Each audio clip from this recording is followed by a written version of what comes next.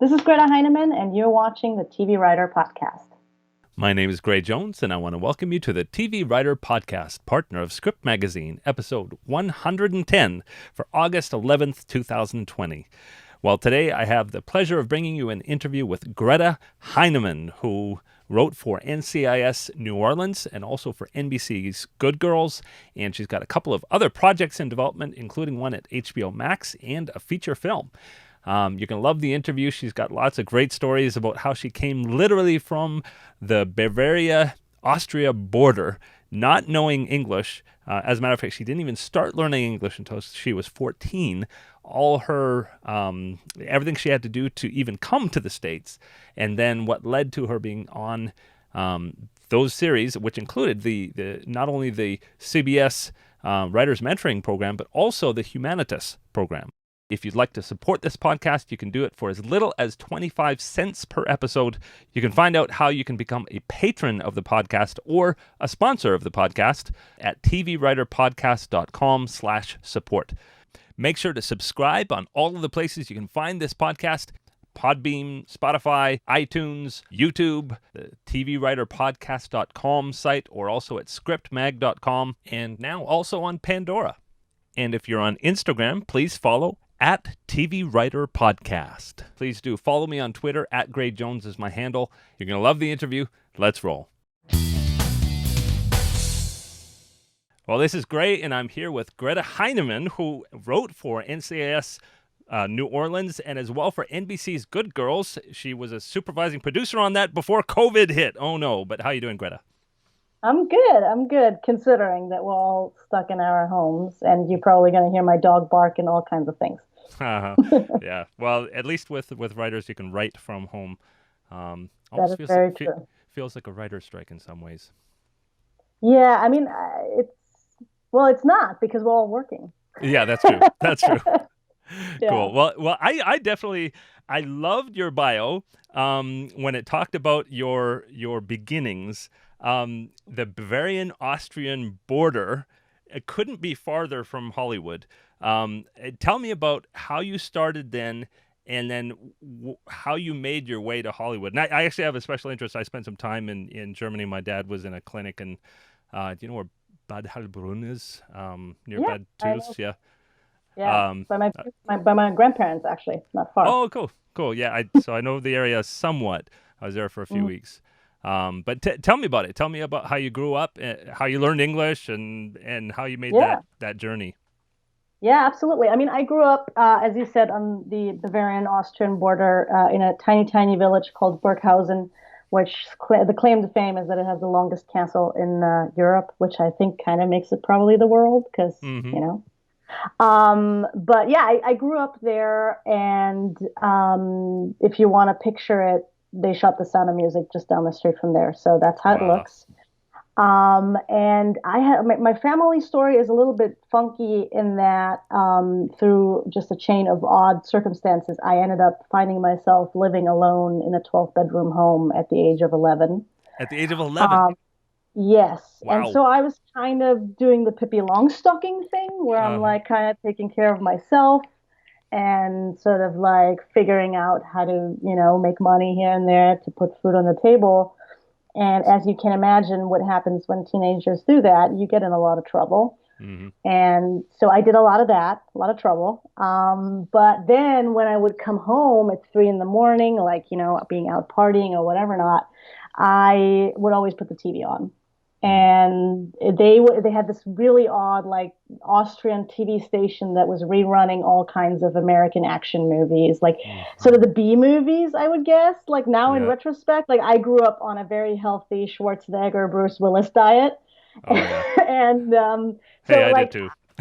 And there's absolutely nothing wrong with that. Yeah. And then, like, during the day, I would watch, sort of the very lethal concoction of Baywatch and Melrose Place and any wish fulfillment American TV that you can imagine. And I guess I always was interested in telling stories. But at some point, I basically realized, I was like, if I want to make something out of my life, which at that point, things weren't looking too rosy, I guess. Mm-hmm. I was probably like the least likely to succeed at anything. Wow.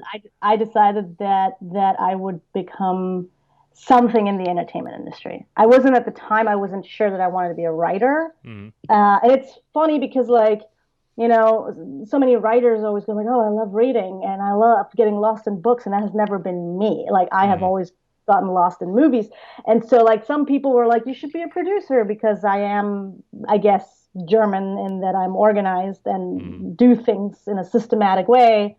And then I was like, "Oh, but maybe I want to be a director." And I remember like when I watched The Terminator, like Gail Ann Hurd was credited as a producer on it. And I was like, "Huh, that's a woman." And so I guess if you go to Hollywood, women can blow shit up and all that. So I was like, you know what? I'm just gonna figure out how to get over there. And I must have been around 14 years old when I decided that, Mm-hmm. and I didn't speak English, and so I decided that I would learn the language, and the best way to do that is by listening, I guess. Mm-hmm. And so I started watching Baywatch in English, and sort of copied the language. Uh-huh. And, and then, like, I remember the first screenplay I actually ever read was Jaws, because it's just one of my, big movies, like influential Mm-hmm. movies. And so that was the first screenplay I ever read in English. Wow. And then, yeah, and then, from there, I got a little bit older, and the moment I had enough money, I came over here. So tell me about immigration. I mean, to say that you just had enough money and came. I know from being an immigrant myself, it was years, it was hundreds of pages of Yeah. applications. It was a big hassle. What was it like for you? Well, so and I guess depending on who you ask, I think I was 22 when it happened, but I might Mm-hmm. have been 21. And so, like, you're too young to wrap your head around that whole thing, right? Mm-hmm. And so, what I did was I booked a flight and I packed my bags and I found this really weird looking website called Craigslist. And I found myself a shared apartment on it, and I sent 200 applications for companies like internships because I was Mm-hmm. like, "Oh, you gotta find an internship so that somebody can sponsor you or whatever not." And out of the 200 applications that I sent in, wait, no, one was answered, Wow. and it was the knitting channel, and and they were like, "Yeah, maybe we would do that." And then I Uh-huh. sent them. I was like, "Oh, so here's all the information about visas," and they were like, "Goodbye." Oh my. And yeah, so then I was like, I don't think I can line up a job Mm-hmm. from over there. And it makes, I mean, if you think about it, there's so many people who will do work for free in this town just to get a leg up. Why would you tell somebody who's sitting in Germany that they're welcome to join you? Like, it makes no Mm. sense. Yeah. So then I got a little creative in that I was like, oh, I need to find people who are like-minded or who have a special interest in supporting someone like me. And I found a LGBTQ and all the other additional identifiers that I'm spacing out on right now, but production company that was Mm. run by lesbians, and they were like, free lesbian labor, love it.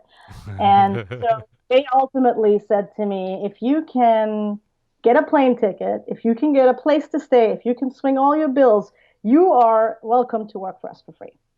Wow. Um, You're welcome to work for free. Okay. yes. But and would they help you with the sponsoring and that kind of thing? No. So that was literally I came only for a visit, Oh, essentially. okay. I came for 90 days, which is all you can do legally on a tourist visa. And because on a tourist visa you can't legally work, I basically just was like hanging out in their basement Mm-hmm. and was doing what I could. Like Mm-hmm. lots of walking the dog and all that stuff. But that was my first trip coming here. Mm-hmm. And I was very lucky in that, I instantly found a group of friends. And on my third day in this country, I actually met the woman who's now my wife. Oh wow. So I was like, this is working all right. So then I had to leave because, immigration. So I had to leave the country. And I basically did that back and forth for 2 years. Oh, wow. I would literally come here and see how I can, make connections, meet people, maybe find something that could lead to a visa. Then would go back to Germany, work my ass off, make more money, and come back. And eventually, it was a very dear friend who actually had a wife from Australia. At the time, gay marriage wasn't legal. So they had been through all of this to be together, and she's a friend of ours, and she was running a production company at the time, and I had a very specific skill set in that I had sort of educated myself in producing and storytelling, but also sort of digital game design aspects of it Hmm. all. And that at the time, this is like 2009, it was a very like fresh industry essentially. Yeah. Um, and so ultimately, they managed to sponsor me on a special skilled work visa. Oh, interesting. And Okay. yes, so that's how they brought me over. And the special skilled work visa, it was wonderful. It Hmm. allowed me to be here. It allowed me to continue to hone my craft. The one thing it did not allow me was to work for anybody but that specific company. Mm. And so I couldn't do the PA jobs. I couldn't do the coffee runs. I couldn't volunteer on set. I had to do the actual job that I was hired to do, which I did.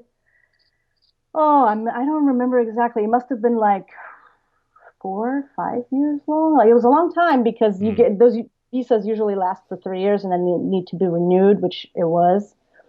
And during that time, I would sign up to do UCLA extension classes and just to keep myself in the writer's brain or in the Mm. creative brain. And I took all my money and made a horrible feature film that nobody should ever see. And like I did that stuff to compensate for not being able to work in the Mm. business for others. And then ultimately, luckily, I got a green card and once I had the green card, things sort of stumbled into the writing pretty quickly. Mm. Yeah, people don't understand when you say I came from Germany or I came from Mhm. Canada. It's not easy. No, and it's only getting harder right now. Hmm. So it's very, very sad, and it's really it's quite an uphill battle, and it can be incredibly intimidating to international talent. And then on top of it, you got to add to it that English isn't your native language. Hmm. And so in my case, being like, oh, I want to be a writer, and this is not even the language I grew up speaking, like there's just a lot of, huge Hmm. uphill battles that can be very intimidating, no doubt. Hmm. Especially starting at 14. I started foreign languages early. In Canada, it's common to be Hmm. bilingual right from the beginning. But I know there were certain people that started at seventh grade, certain people that Hmm. started at 10th grade, and it was much harder for people who started later. Yeah. I mean, if I may brag, I learned Uh-huh. 9 years of Latin, which says nothing to you. uh-huh. Um, but the one thing it does do is it explains to you how languages work. So you Hmm. have your time getting into it, maybe? Yeah. I don't Well, know. I mean, there's a couple of things with that. One is it's sort of the base of the Romance languages, and also there's something that happens when you know a second language that it makes it much easier to learn the third and fourth, etc. Yeah, The biggest jump is the first to the second. right. Although I mean, I could never translate anything in Latin. I was Yeah. a pretty bad student. Sounds like my German. There you go. Yeah. German is like a horrible language to learn, so I'm It's glad it's hard. It's I hard. didn't have to learn that one. Yeah. So you've got your green card. What then? Hmm. I got my green card, and that was like, and by the way, like the sad thing that I wish could change Mm. somehow. Maybe I should talk to people about that. Is that all the writing programs need they require you to be a legal U.S. resident, and sometimes I think even a citizen. So I could never apply to them. So even on a And temporary, like, so you mm-mm, had your temporary visa, but you couldn't yeah, apply to because those. right, because I think what happens is, for example, if you got into the Disney Fellowship, which would translate into a job, Right. then you wouldn't be legally allowed to do the actual work. And I would have never been legally allowed to work for a show, so there would have been no use in the Right. program. Yeah.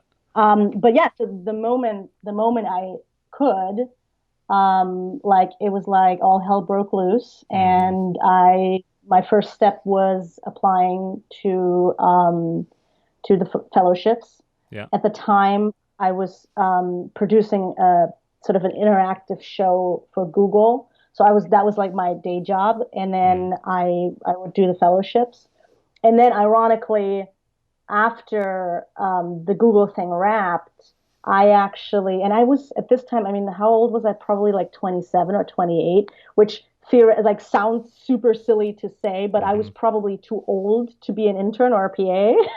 No, I get. Oh, I totally But get that. Yeah.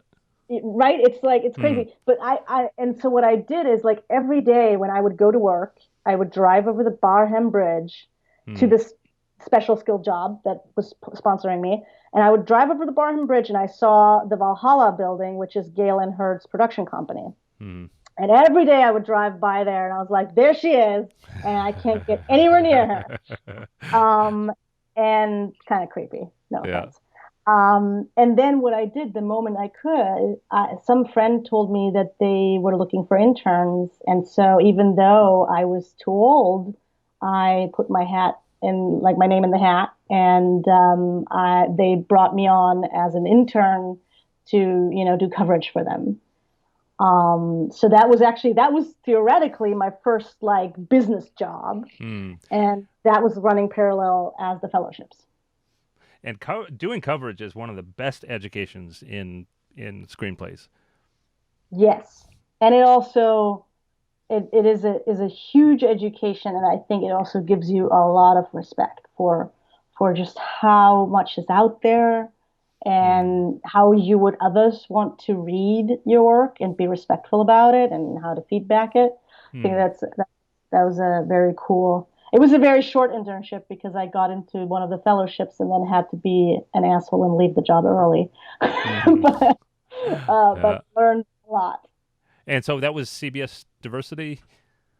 So at the time, the first fellowship that I had gotten into was the Humanitas New Voices program, which is Mm. sort of a little bit different than the main ones. Hmm. And then I got into the CBS one in the same year. Yeah. Oh, in the same year. Wow. Mhm. I mean, I've had people on here recently who took years before they finally were accepted. Yeah. And I was incredibly lucky. Hmm. Let's just say that. Well, tell me I about think the those. norm is Mhm. Oh, sorry. Go ahead. no, I think the norm is that you will apply year after year after year Mm. after year. But then at the same time, if I would have legally been able to do it, maybe I would have Mm. applied when I was like 22 and wrote really horrible scripts. Uh-huh. And then they would have turned me down, down, down. And instead, because I couldn't, I spent these 5, 6 years homing my craft. So Mm. maybe that's why. Yeah. Well, tell me about these two programs. I haven't heard much about the Humanitas program. What was that one like? And then what was the CBS program like for you?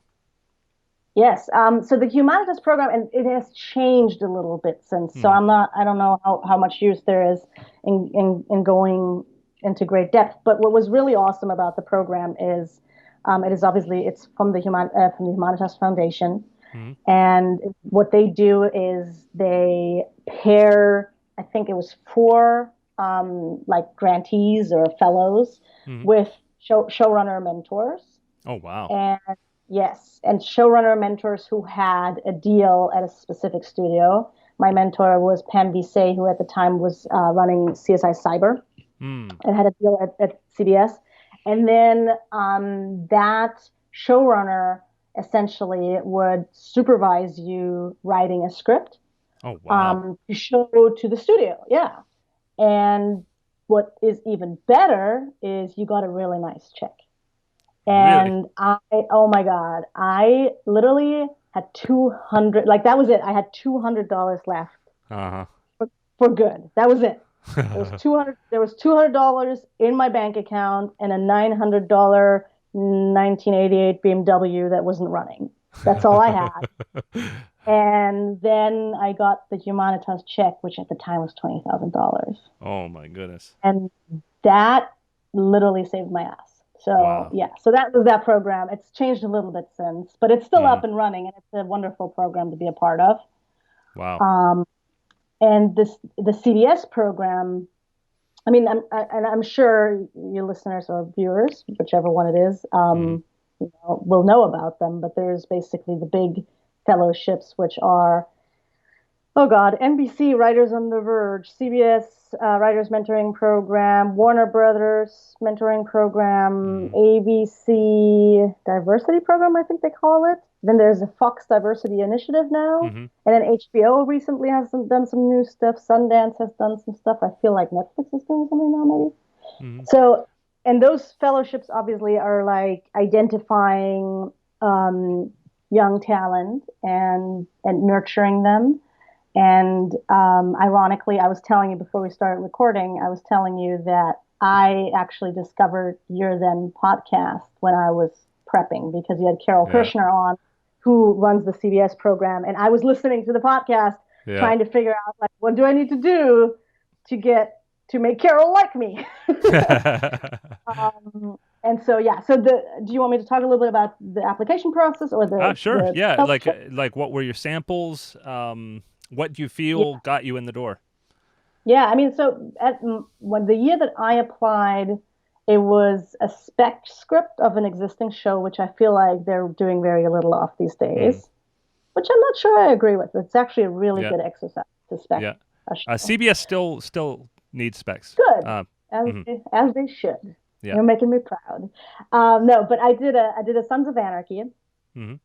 spec, and then I had written an original pilot, which tonally was sort of in the same world. And I think that's generally a really good thing to keep in mind is Hmm. if you're delivering two pieces of work, they should give you a whole picture of who you are as a writer. Mm. So when I first started out, my whole thing was like dark, gritty, seedy underbelly crime drama. Hmm.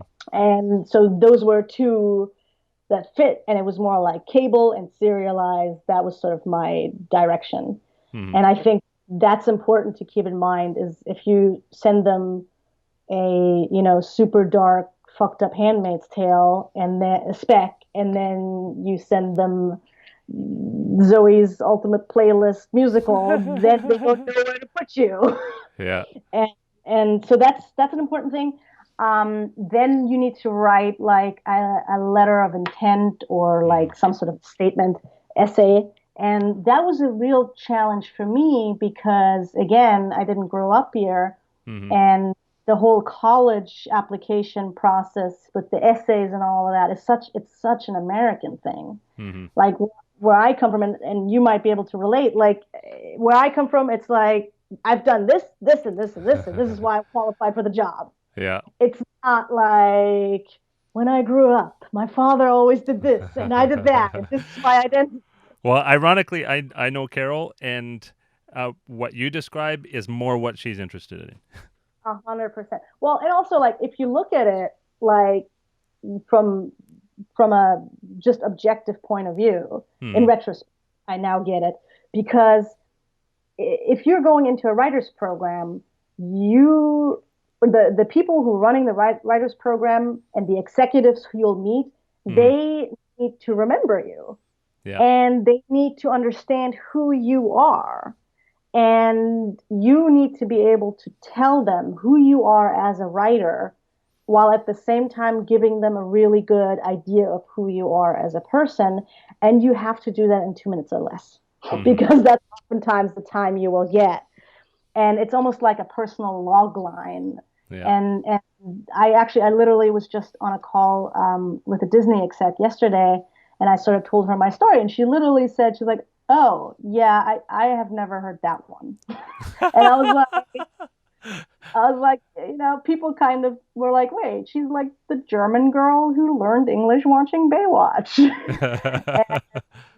So when you're able to harness what you are, how you came to this town, why you're writing, and you do that well in your essay, it gives those fellowships a much better idea as to how you stand out. And that's Mm, really, really important. And we're writers, so you need to yeah, be a good storyteller, even if you're talking about yourself. yeah, Um, so that essay is obviously a huge yeah. piece. So just like you want to write a high concept script, you should have a high concept bio. Yeah, yeah. And actually there's a Carol Kushner actually wrote a book called, Mm, I think it's Hollywood Game Plan. yeah. I have some notes of the title. I'll have to get back to her on that one day. But in that, she actually describes on how you can craft this personal log line and all those things. And she might have Hmm. actually talked about it on your podcast, and I heard it, and so I was like, sure enough, I'm gonna get me the book, and I'm gonna get the highlighter, and I'm gonna Yeah, see how they want it done, and I'm gonna turn it in that way. So I think a yeah, lot of research really helped me yeah. Very, get very close. cool. Yeah.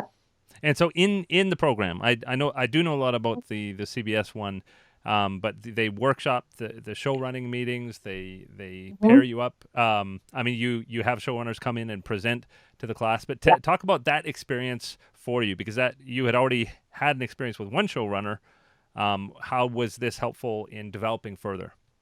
Oh my God, it was amazing. It was like, first of all, the year that I was in it, the way they did it is they sort of started the program off in October, Hmm. and you would develop a script with executives weighing in and giving you notes.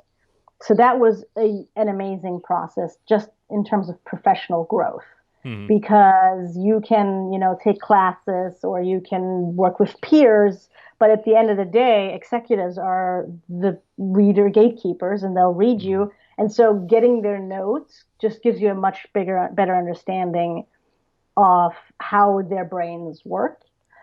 So that's the first thing. And then you write that script under their guidance. And Hmm. then starting January, I think, is when they have weekly meetings, right? And that's when every night, every night, some showrunner or like they sometimes do mid-level writers coming in and they kind of tell you how to swing the first couple years on the job. And, Hmm. so they have nights where peers share really tough experiences, which is super helpful. And then you do mock meetings with showrunners, which ultimately I find like I feel like once you're like interviewing with immigration agents about a special skill visa, a showrunner is not that scary anymore to me. Uh, But not all writers are that confident giving meetings. mm, So having sort of mock meetings before you go on the one that really counts sort of takes the edge off a little bit mm, and helps you sort of figure out how to present yourself and how to interact with them. And also, like, it creates relationships. mm, I think there's been a couple of showrunners who were visiting during the CBS program that I've since crossed paths with again. hmm. And then, like, I know, like, some of my friends are developing with showrunners who are visiting. So it is a great way of getting exposed to professional writers. Hmm. And then also, you're getting exposed to agents and managers, which is all sort of kind of it's the boot camp that gets you ready to go and try and land a job, I Mm. feel like. Speaking about agents and managers, did you have representation at that point? I did. Hmm. I had at the time, let me think. Um, I went through a lot of managers Hmm. and agents. Well, I'm like, yeah, I, tell me about that. What I, was the first one? Why did you change? yeah, I mean, and it's all in good faith, I believe. The first one, first manager I found, I was doing a show with some friends, like it, and I can. That's only one thing if I can say. It's like nobody, like if you're waiting for permission to do it, that Mm. might never come. So I had written a show and I had met a friend, an actor who I had done that horrible feature film with, who ended up Mm. becoming a great friend. And he was involved with some more recognizable actors. So we did a pilot. We Mm. just like indie made a pilot. And through that experience, I got my first manager. Mm. And she was great. She was wonderful. She did, however, not have the, I say, clout to get through to the town. Mm. Um, and then I won the UCLA Extension Program's writing competition. I think that's what Mm. it's called. And I won that one, and my name went out like email blast to the town with my script, and I got a call from a very renowned manager who was setting up spec pilots left and right. And Mm. so I had a heart to heart with my first manager, and I said I need to take this opportunity. I said I got to do that. Yeah. And he took my spec pilot out, the next manager. It didn't set up. And then very quickly, I realized that we were just not aligned in terms of what we wanted Mm. moving forward, because some managers are really producers Yeah. and they find pilots and they try to set them up. And if they don't set up, then they don't give a fuck about you anymore. Mm. And I wanted a manager who I could build a career with Right. and plan long term. So then I ended up at a different agency with a wonderful, great team, and they did an amazing amount of work when I first started out, and really Mm. got me on the way, which was great. But then ultimately, I found that our interests weren't 100% aligned in where I wanted to go. And I tried to address the issues, and it didn't quite resolve, and so I had to move on to Mm. another manager. I think now that's my current manager right now. Okay. Who's by the way, Jeff Portnoy is a wonderful guy. He's Yeah. great. So you finally found the good fit. Hmm. Very Exactly. cool. So back to the fellowship. Did this lead straight to NCIS New Orleans, or was there some time in between?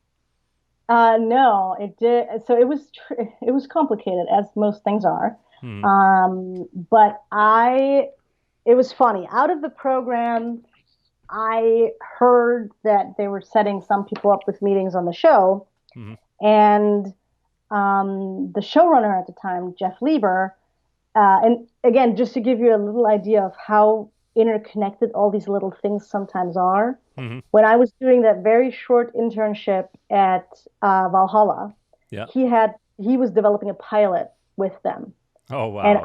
I was so excited about the idea. It was such a cool story. And I begged the execs at Valhalla if I could please read it. Uh And huh. they let me read it. To their credit, they gave me the hard copy and said, you can sit here and read it, and then you got to give it back. And so I like just ate that script up. I was so in love with it. And then like a couple of months later, a friend of mine who I met through the lesbian production company when I first Mm. first ever came here posted something. Oh, my friend Jeff Lieber is now going to run NCIS New Orleans. And I was like, wait a Mm. minute, he wrote this really cool pilot. And I went on her wall and I posted on it. Yeah. And Jeff is so all over social media. Uh He huh. then ended up commenting Uh on what I had commented. And then I sent him a personal message and I made incredibly embarrassing typos. And then I was like, huh. We've all done that. yeah. And I was like, and that's it. Never will see this guy again. Good stuff. And Yeah. then, sure enough, like 3 years, 2 years later, he's running the show, and I hear that they are having a spot for a writer coming out of the diversity program. Mm. And I don't think I was the first choice Mm. because, I'm not that familiar with New Orleans, some might say. Yeah. And I was also definitely not a crime procedural writer. Like that all Uh, seemed very far out of my comfort zone. yeah. But when you're starting out, you gotta find every way possible, shape, and angle. And Mm. then as luck would have it, the manager that I was with at the time also ended up being Jeff's manager. Oh, So wow. between the program vouching for me Hmm.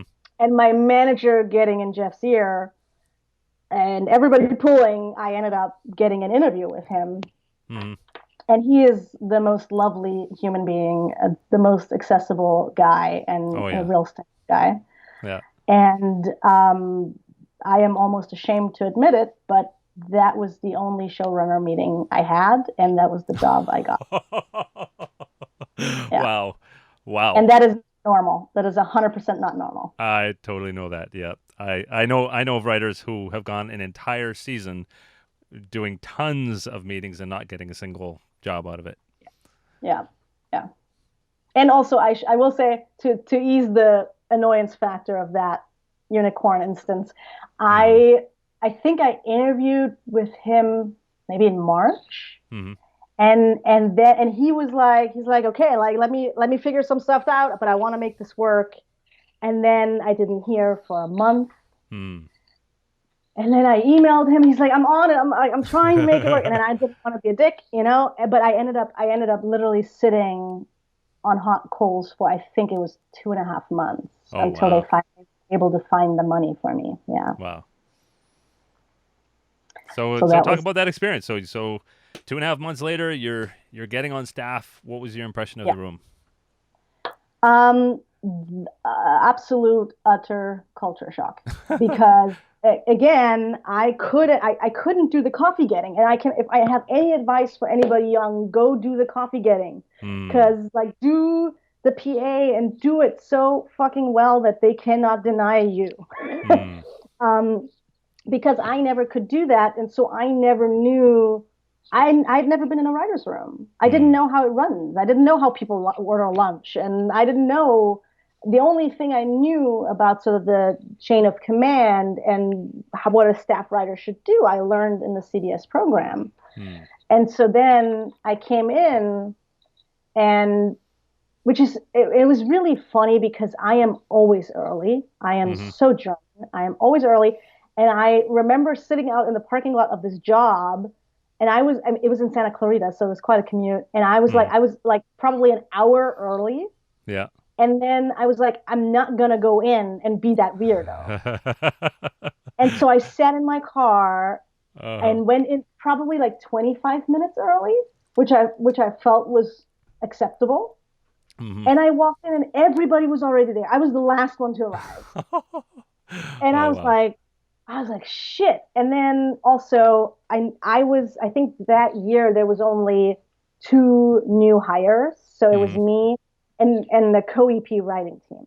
So everybody else knew each other. Everybody was like chummy. Everybody had, their inside jokes. Hmm. And I was just like, I don't know what to do here. I don't know how I fit in. Hmm. And they had a wonderful writer's assistant who everybody loved, and she was so on top of her game. And then they had promoted their writer's assistant to staff writer, and he was like everybody's buddy and incredibly bright guy. So Hmm. I was like, I don't know how I'm ever gonna convince anybody that I can hang. Hmm. And for the first couple of days, I literally like sat in my chair and I was like, I don't know if I should sit like that. Like, if I sit too leaned in, am I seeming too confident? If I lean back, like, is that like I literally I got so deep into my head. And then Uh-huh. also the conversation moves incredibly fast. Yeah. And especially in a procedural room where, I feel like a crime procedural kind of is like a jigsaw puzzle, Hmm. and you get really good at it. Like you develop that eye on how to spin the story. Hmm. And the people who were in this room, it was a rather top heavy room. They had done that for the last 10 years of their lives, Hmm. and they were like they were so on it, and they I couldn't even keep up 80% of the time. Hmm. And then I distinctively remember one day, it was probably like week 2, and I was like, I had this really amazing idea that I thought was going to be brilliant. Uh-huh. And it's like so much of crime procedurals is, oh, and then we find the TBD lead, right? Where you go like, oh, I just need like the little clue, and we call it like TBD fairy dust because until the day, like you don't need to know what it is because it's just a placeholder. Uh-huh. Um, but I was like, oh, and maybe we can find the clue in the cryptocurrency bitcoins, right? I thought Mm-hmm. I was being super smart. Uh-huh. And just as I was trying to formulate the pitch in my mouth and head, Mm-hmm. one of the co-EPs like joked. He's like, "Yeah, well, we do the stupid Bitcoin thing," and I was like, good. and and I was like, "Good thing I didn't say it." And he didn't say it, in ill will. He just it was like such a thing that they had done 57,000 times that to them Mm. it was a joke. So I guess in that particular instance, I learned that sometimes not blurting all your ideas out when you're first starting out is maybe not a bad thing Mm. because the people around you know better. Yeah. And so ultimately what I ended up doing was a lot of legwork. And I was like, it's so important in the first year on a show that you figure out how you fit in and how you can add value. Mm. And so what I did is anytime somebody was like, oh, and then let's find the TBD thing that's going to lead us to the clue. I would go home at night and I would research like 7 things that could be the TBD thing. Like, Mm. oh, you need a bruise on the neck? Cool. It could be from a ring. It could be from this. It could be from that. Like finding the clues and doing the Mm. research. And then I was like starting to research military technology and be like, go to, some trusted producers or co-EPs who I sort of started to develop a relationship with and be like, hey, I found this super cool article. Do you think this could make a story? Mm. And and so and they didn't want to do that. They had too much to do. So in doing the legwork for them, I think I ended up earning some type of respect.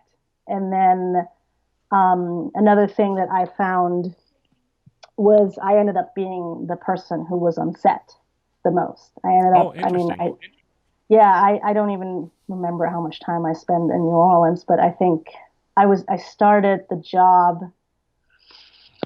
And I mean, I guess like, and that job goes 48 weeks out of the year. So Wow. you're on the whole year. And I think I probably was like 4 months in New Orleans in total, like Wow. back and forth. Yeah. It got to a point where I literally had like a travel suitcase in my car so that I could go straight to the airport and straight to New Orleans, Wow. which, yeah, was wild at the time. Well, that's interesting because on a lot of shows, it's not until you get to the producer level or higher that you even Yeah, get to set. yeah, yeah. I mean, it's interesting because I think there's a lot of it's actually complicated, I think, because obviously the Writers Guild has specific rules, and as a producer, you receive a producing fee, which Mm-hmm. is what you get paid to be there and do it, and you don't do that when you're a staff writer.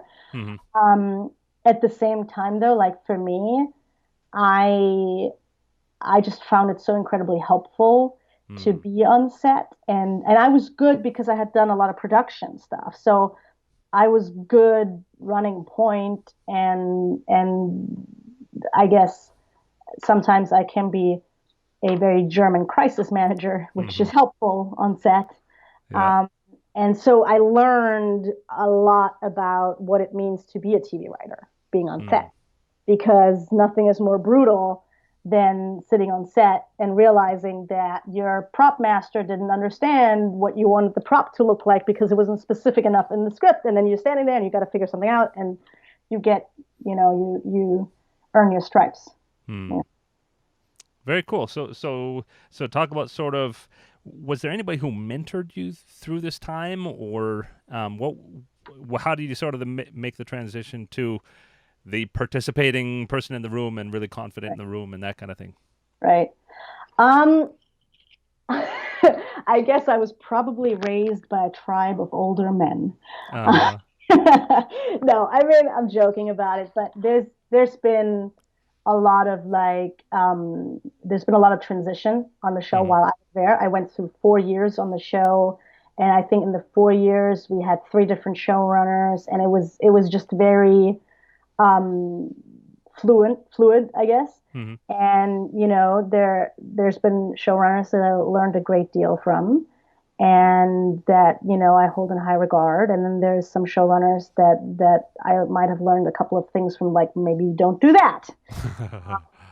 And there's been some peers and other writers that I'm still until this day in touch with, who I love Mm-hmm. dearly. And one of my friends there was somebody who gave me notes on my pilot that I just sold. So like you kind of create those relationships. Mm-hmm. And and then there was a lot of like seasoned TV dudes Mm-hmm. on that I learn a lot from. And it's really funny. Like there's one director particularly, I will say his name, Michael Zinberg, who is like a legend. If you should look him up. He is like, he looks like Clint Eastwood, and he is like the most brilliant man in this town. And he's Mm-hmm. been around the block. And he is also not a picnic. And when a like little girl shows up in front of him who is like literally on her like second month on the job, he was not necessarily gonna, let me get off lightly. Mm-hmm. But working with him, sort of, I learned a lot of the lay of the land.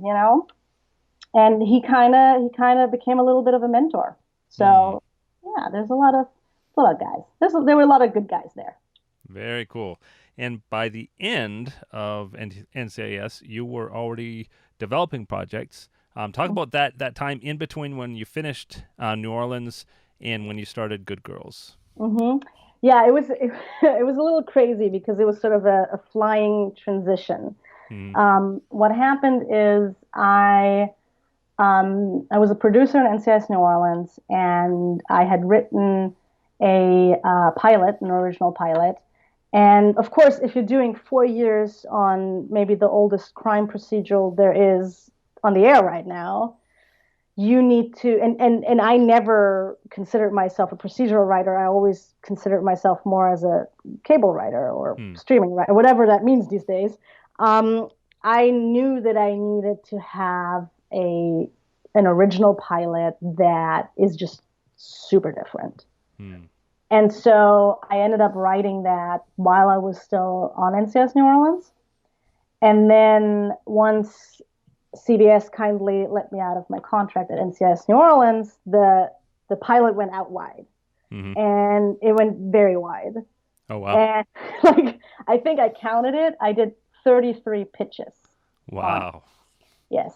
And what also happened is it actually did go to Valhalla Entertainment, Mm-hmm. and they were the first people who wanted to take it out, which was again just shows you how things are weird. Like Jeff Neiman, who's a wonderful executive, at the time when I was an intern, was like the guy who gave me the scripts and was a big dude. And then he Uh-huh. read that pilot and it was like, holy shit, like maybe Greta wasn't 100% full of shit.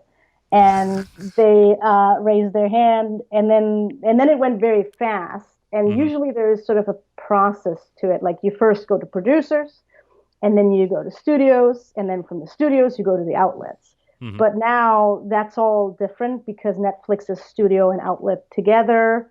And once you go there, like you got to go everywhere. So it got all kinds of messy. Mm-hmm. And in the middle of all of this, the WGA campaign against the packaging fees, the ATA WGA conflict hit. Mm. And in the middle of all of this, my agent had set me up with a meeting with Jenna Bance, who created and runs Good Girls. Mm-hmm. And she had read the same pilot. And so it literally all came down to one week. I was pitching the show everywhere. And then I ran to the Valley and I met Jenna. Mm-hmm. And that was I think it was a Wednesday. Yeah. And then on Thursday, I think she said to my agent, we also shared an agent at the time. She said she wanted to make an offer. And then on Friday morning, my agent, Mickey Berman, and I realized that there was still a kink in my NCIS contract. So at 9 in the morning, I sat with my agent who got me out of my contract. Mm-hmm. And at noon, I basically signed the Good Girls contract. And at midnight that day, I got to fire my agent as a big thank you because of the ATA campaign. Oh my. And then also on top of that, it was still while it was in the middle of the pilot being out. So now my manager had to jump in and basically call across the entire town and be like, hey, you might have gotten this script from UTA. Just wanted to see if you read it. And it just ended up being an insane mad dash. And Wow. And then, ironically, again, Jeff Neiman, the guy from Valhalla, ended up working with Gail Berman at Fox. And so I actually went pitching it with him twice. And then that was my 32nd pitch that I got an offer to buy it. Wow. And then on my 33rd pitch, I got another offer to buy it. And those were the last two pitches. Yeah. Wow. So then that happened. And so you were starting Good Girls and your pilot's getting these offers. So tell me about that. Well, it's tricky. I mean, look, this was the first time I've ever done this. I went through this, so I was completely green. But at the time, I brought my lawyers on, and basically, what happens is in your contract, you can carve out a project. That's what it's called. And in my case, what they did was basically they said, "Oh, January." I think I started the job in June, and they were like, "If by January 1st." HBO-Max wants to move forward with this project, then you can leave Good Girls. And so it's like a first position kind of deal. Yeah. And I was so nervous about it. I was like, oh, what if it happened sooner? And Jenna, who's a wonderful human being, she called me personally and was like, look, Greta, if your pilot goes, I will not keep you on the show. Like, I want you to go. Like, that's a no-brainer. That's awesome. So then I was like super relieved just hearing it personally from her.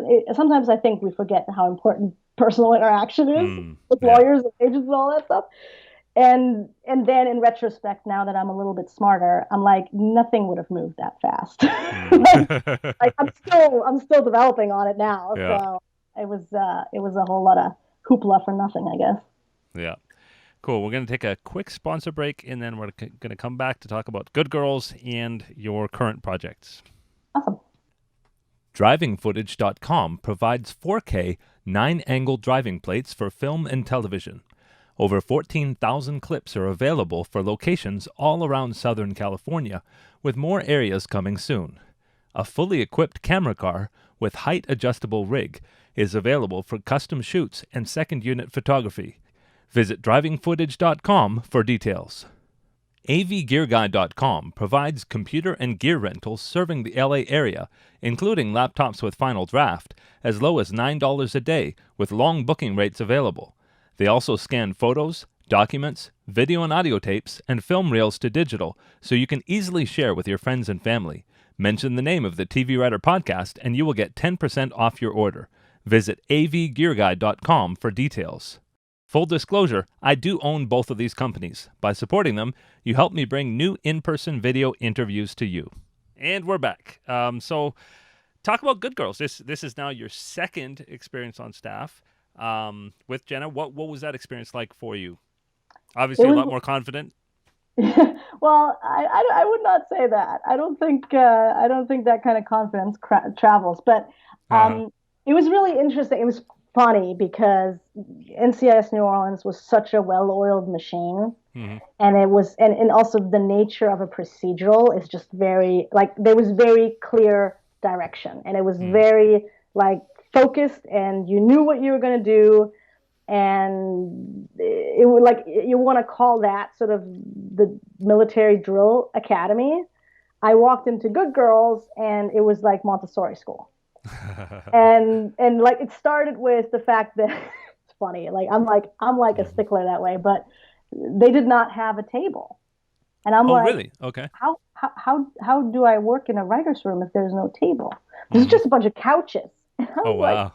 I was like, this is weird. But in retrospect, like every show has its own tone, right? And Jenna, she's such a distinct voice, and also, by the way, very different just working for a female creator. Hmm. And just also by nature, the show is so different. It is not like they literally at the show, I feel, reinvent the engine every Hmm. episode, Oh, wow. which is what makes it amazing. But it also makes it for a very different process, and it's not like pitching into, oh, and then we find the bruise on the neck. Hmm. It's much more loose, and it's much more like, oh, here, this is a funny joke. We love this funny joke. Can we build a scene around it? Hmm. And that was a world that was completely new to me. I'd never done that. I was almost like, I'm like, am I just so German that I can't have fun? I'm so confused. Yeah. But yeah, so that was a very, very different experience in general, Hmm. and but also very rewarding, and shooting in LA is very different than Hmm. shooting in New Orleans. So those were super interesting experiences, and also just sort of juxtaposing it, and also, mind you, I think at NCIS New Orleans, at some point I ended up being the only woman Hmm. who lasted that long on the staff. It was a very masculine world, Hmm. to just say that. Which, I love men. There's nothing wrong with men. Um, but it was a very masculine driven show. And then I came into the Good Girls room, which obviously is a show about three women. Hmm. And it was all of a sudden I'd never been around that many women. I was like, what the fuck is going on here? Uh-huh. Which was wonderful. And I got to also, ironically, bringing it back to the programs. I actually came up with the girl or a woman, I should say, in the CBS programs, and we were friends. And then we ultimately found out that we were both on the show, like Oh, staff of nice. the show. So then I ended up walking in with the buddy, and like our relationship got much closer through Hmm. the course of the show. So it's really interesting. Very cool. Very cool. So you left that show because of COVID, and you were supervising producer at that time. Talk about since you've got not just the HBO Max, but something else in development.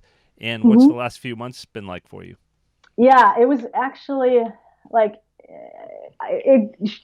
things went again a little nutty. I think that's sort of the spring Hmm. time for me. I don't know what it was, but um, while I was like a year ago, while I was doing all the crazy pitches between NCIS and Good Girls, I was on this pitch in where some executive suddenly says, "Wait, you're from Germany and you love cars and motorcycles? There's this producer running around town who's looking for a writer to write about this amazing woman who won the most dangerous rally race in the world, which is the Dakar Rally in the Sahara, and she grew up in Bavaria." And I'm Oh, like, wow. you are. I knew who it was because I watched her win, and I'm a huge fan of her. And Wow. I was like, yeah, that is weird. I should talk to this producer.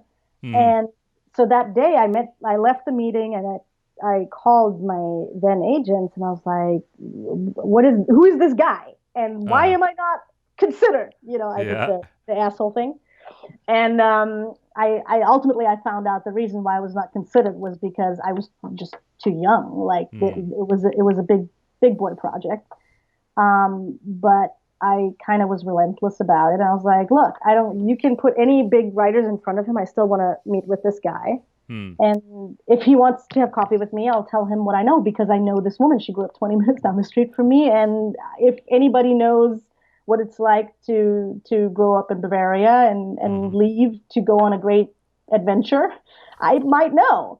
Yeah. And so I met this guy, David Kaufman, and I told him the story, and I was like, look, I know you have your pick, but I love the story, and it's a movie, and I was like, I'm a huge fan, and you got to do what's right for the project.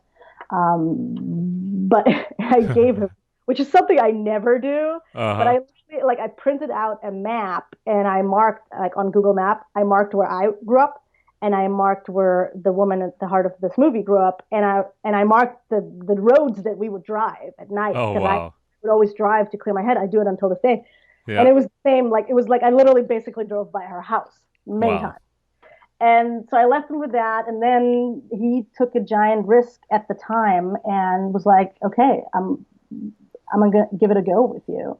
Wow.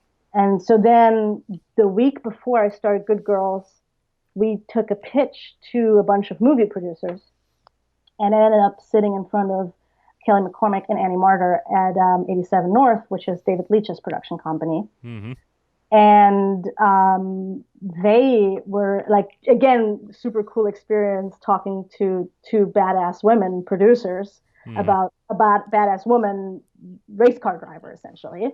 Yeah. They were like super excited about it. And I was like, this is awesome.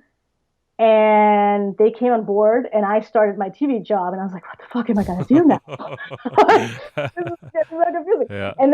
And then we ended up pitching that movie, and Jenna at Good Girls very kindly basically let me do it, which was amazing.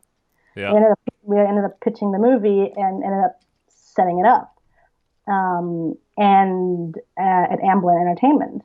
Wow. And yeah, and then it got really close to them commencing me, which basically means you got your contract and they say go write. Mm-hmm. And the moment they say go write, the clock starts ticking. Oh, wow. And in your contract it says you have X amount of weeks to write this thing. Wow. And it's a very intense sprint. Mm-hmm. And it just literally started like COVID hit and I was still doing rewrites on my HBO show. So I was able to do Good Girls and the rewrites on the HBO show. I was able to figure it out. It was tough. It was really tough because it's weekends, nights, and it's also different brain spaces. Yeah. And then on Wednesday, I think it was a Wednesday, Universal shut us all down for COVID. Mm-hmm. I went home the next morning. I was on my HBO show writing. And then on Friday after, they commenced me on the movie. And I was Wow. and so I have literally been writing this entire COVID time. Wow. I have like, honestly, my wife and I were like both stuck in the house now. And it's like, there's some days where I'm like from 5 a.m. until 9 p.m. I was just sitting at my computer writing. Wow. So if the virus hadn't have happened, you probably wouldn't have noticed. Probably not. Yeah. Wow. Wow. Well, good for you. I mean, that's a good problem to have. It's, I'm nothing but grateful to be working Yeah. right now. And I think it just, even if you go into your final draft file and you save, I always date my drafts so that I can trace them. And just putting in the date in your draft file is a wonderful way of keeping track of time. Yeah. Very, very cool. So tell me about what are your future plans? I mean, you have HBO-Max development, you've got movie development. Where do you see yourself in 5 years, 10 years? That's a good question. Look, I do want to create shows. That's what I want to do. I want to tell stories.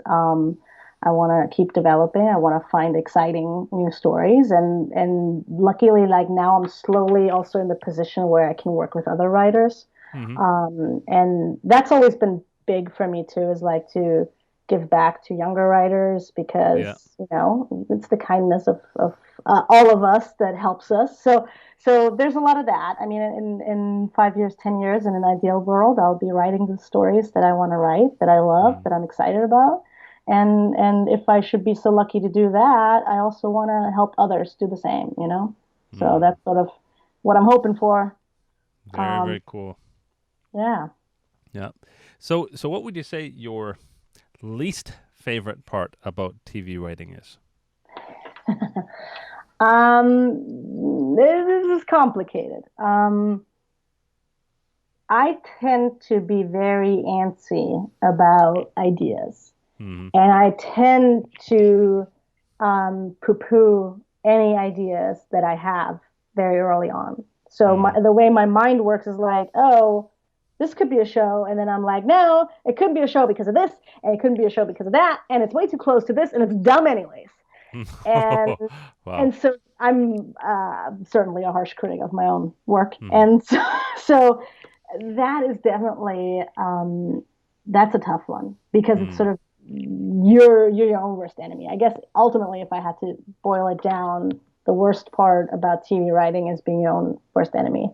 Hmm. Like the pressure you put on yourself to get it right, the pressure you're vetting your ideas with, it can get a little overbearing sometimes for sure.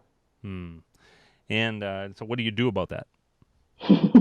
I have a really good therapist and good Uh, friends, but no, I think the important thing is to acknowledge it and to hmm. recognize it, and to know that you're just looking for the flaw right now, and if you keep pushing it and if you keep developing the idea, it ultimately will maybe flourish to become something that will work. And Hmm. ironically, like the pilot that I sold, the spec pilot that I sold, I was like I remember talking to my friend. I was like, why would I write this? This is like stupid. It's dumb. Like everybody's seen it. Like this is not a Hmm. good idea. And I ended up developing it and finding a different angle that made it different, special. Hmm. And so it's you got to push through it and really I think we as writers sometimes think that writing is such a lonely thing where you're just alone with, your scotch and your a desktop and Hmm. whatnot. And I think we need to be, or I think it is healthy to consider it more as a communal thing and Hmm. to really surround yourself with other writers and Yeah. share your challenges. And I have like one of my really good writers friends. We basically went on parallel tracks, selling movies and going through the drafts and the time pressure and the madness and all that. And we talk on the phone and we're just supporting each other. I think that's Hmm. very important. We forget Yeah. about that sometimes. Yeah. And I think something too. Have you ever seen John Cleese had this great seminar on creativity? You can find it on YouTube. One of the things he talks about is the intermediate impossibles that are really important to the creative process, and that is that often you can't get to the great idea without going through the bad idea, Yes, a and you have to be 100%. willing to do the bad thing first, and Mm-hmm. but move through it to the good thing. That's awesome. I gotta write that down and watch it Hmm. because Yeah, it's so really, really true great. too. Yeah.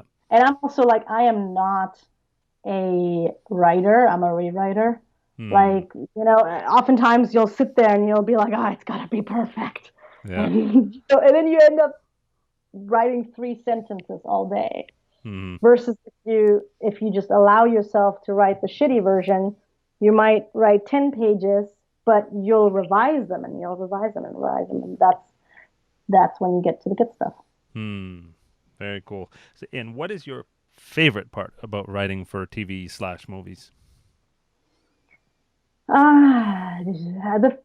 You know what? I think my favorite part is like personally, internally, my favorite part is understanding human beings and the human condition and really Hmm. sort of dismantling psyche of somebody, like really getting into why they're doing what they're doing and like get very analytical with it. That's something that excites me. Hmm. On an external level, I always thought that um, seeing something you wrote being filmed would be the most rewarding thing. Hmm. Um, and then when it happened, I stood there and I realized it wasn't actually seeing it being filmed. It was seeing 300 people have jobs they take so much pride in and be so detail oriented. Like even the prop guy like has the smallest little details, and it's all Hmm. because of something you wrote. So that's I think again it Wow. goes back to sort of the communal aspect. Hmm. Very, very cool.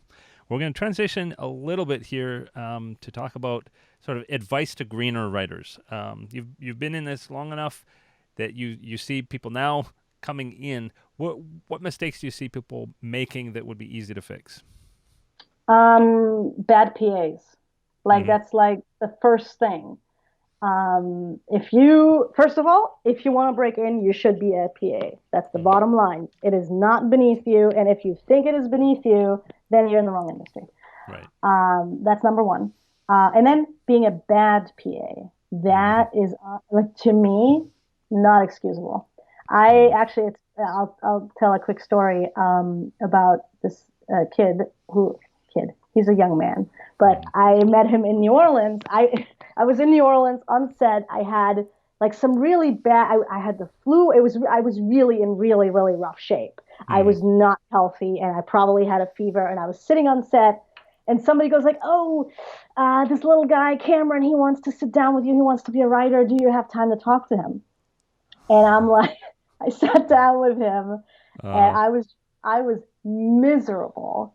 But he came so well prepared, and he knew exactly what he wanted to ask me. And I gave him a little bit of advice. And I said to him, I was like, because I was really impressed with him. And he was like 22 at the time. Like, he was really on top of his game. And I was like, look, if you want to be a writer, you got to be in LA. And if you make it to LA, you can call me. And I'd be glad to give you advice, more advice then. Mm-hmm. 2 months later, I get an email. He's like, I'm coming to LA. Oh, And wow. I was like, look at you.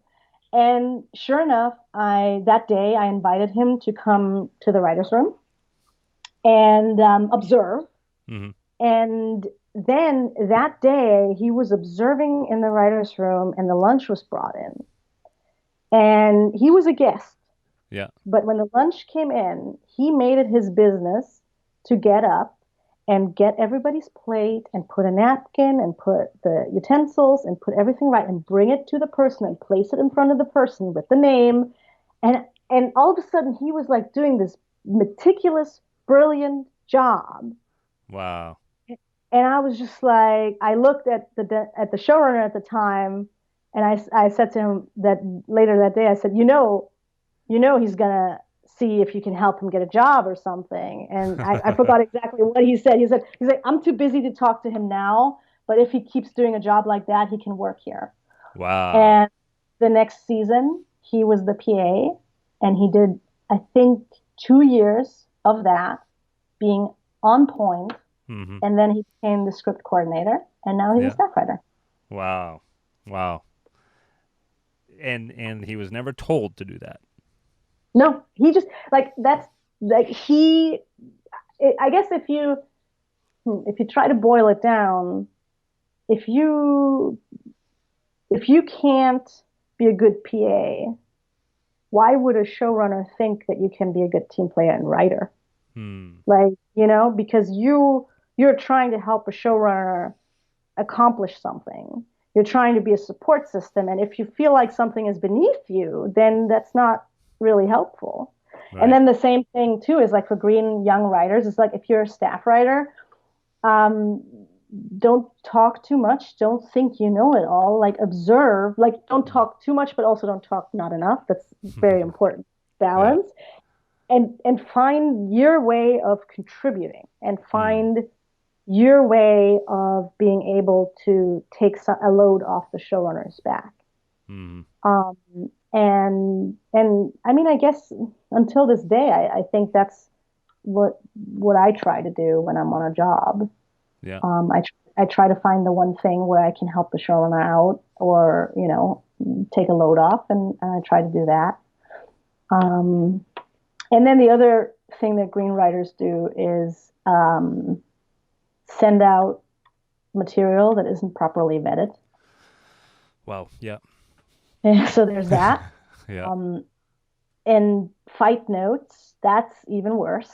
Like if I take the time to read your work and you're fighting notes, you're not going to make it far.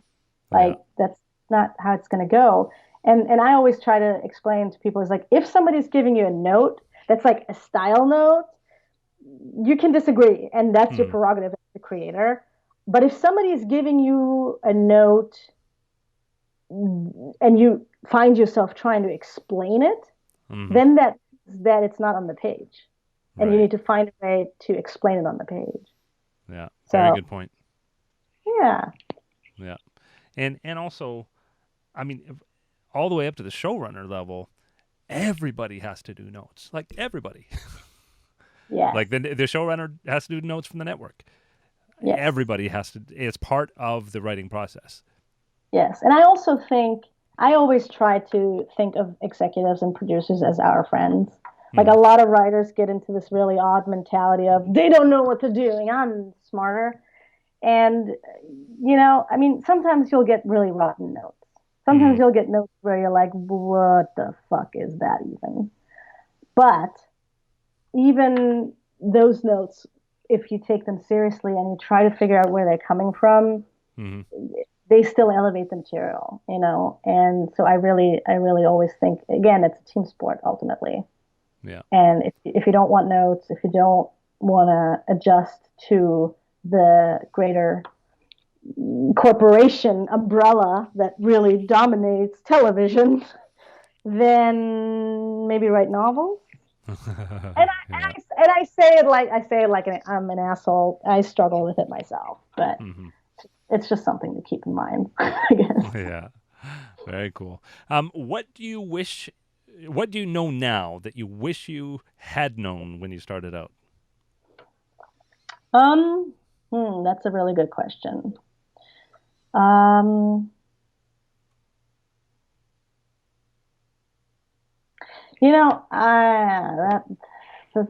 I think for me,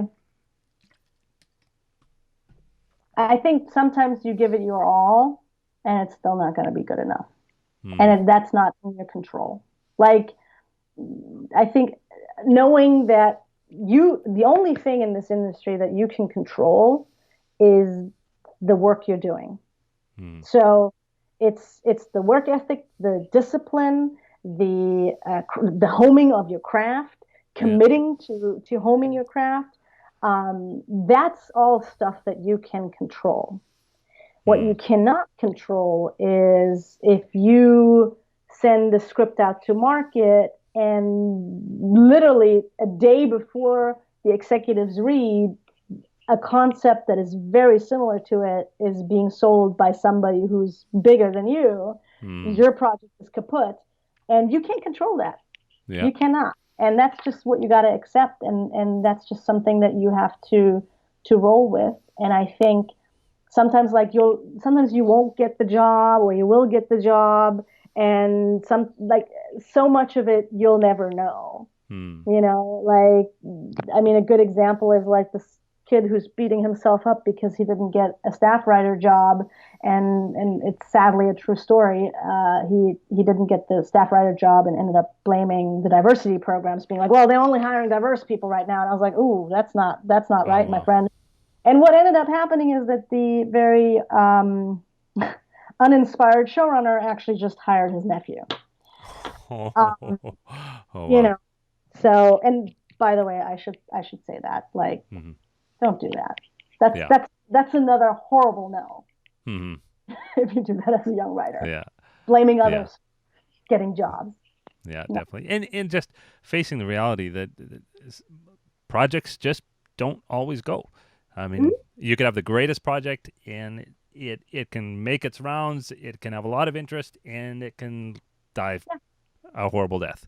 And yeah. it happens to the best writers. I was actually just reading a quote from Josh Schwartz the other day. He did the OC, Chuck, and a Hmm. bunch of other stuff, and he was saying he was so glad that his first couple of pilots didn't get picked up because by the time he wrote the OC, he had Hmm. learned so many things about how to make that show successful. Yeah, The first couple he would have just they would have fallen flat yeah. because they weren't good enough. Yeah. And I also think it's important to look at it as a whole. And the reason why the OC became a huge success and was picked up was because he had sold the pilots before that. Hmm. If he would have come out of nowhere with just that pilot, maybe he would have never set it up. So Hmm. every project serves its purpose. And even Yeah. like the most horrible feature film that I made that I'm incredibly embarrassed about Hmm. got me a great friendship with an actor producer who I then ended up making a pilot with, who I then got a rep through. So every project, even if you feel like it's a big failure, if you're giving it your all, it always Mm, leads. It's the smaller steps. yeah, Just there is no overnight success. yeah. All hard work brings a profit. Good proverb. Some might say. Yeah. Cool. Well, I think we'll end it here, but I really appreciate you taking your time, and I'm so happy for you that your career is going so well. Even with the virus, you're very, very busy, and I wish you the best of luck in these projects that you have in the fire. Thank you so much. I appreciate it. I'm glad we got to hang out, and I'm in disbelief that I went from listening to your podcast to being on one. Very That cool. that is quite cool. Yeah. Well, thanks so much, Greta. Awesome. Thanks so much. And that's it for today. I hope you enjoyed the interview. Make sure you do watch for us every Tuesday on all the different places you can find the podcast. Thanks a lot. Bye-bye.